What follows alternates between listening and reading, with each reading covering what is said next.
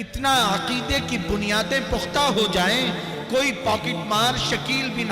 حنیف کی شکل میں ٹٹپنجا بہار سے آئے تو امت کا چھوٹا بڑا بوڑھا جوان عورت مرد سوال کرے، وہ بتا مدینہ شریف سے آیا کہ بہار شریف سے آیا؟ ارے تو عیسیٰ علیہ السلام ہونے کا دعویٰ کرتا ہے، یہ سورہ مریم میں اللہ نے تیری ماں سے کہا تھا وَهُزِّي إِلَيْكِ بِجِذْعِ النَّخْلَةِ تُسَاقِطْ عَلَيْكِ رُطَبًا جَنِيًّا، کیا قوم نے تیری ماں سے کہا تھا؟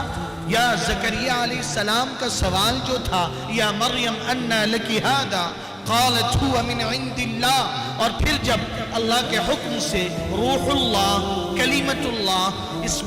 حضرت عیسیٰ علیہ السلام ان کی گود میں آئے اور وہ لے کے آئیں تو قوم نے مریم علیہ السلام سے کہا ما کان ابوک امرأ سوء وما کانت امک بغیہ، تو بتانا او مرتد کافر تیری ماں کا یہ جواب تھا۔ فاشارت الی، بہار کی تاریخ میں یہ واقعہ کب ہوا اور پھر تو نے اپنی ماں کے گود میں کب کہا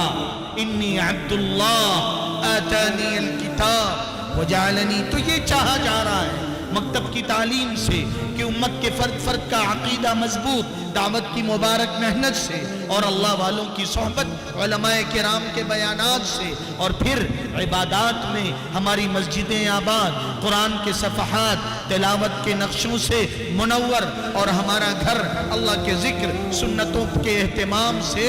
آباد ہو۔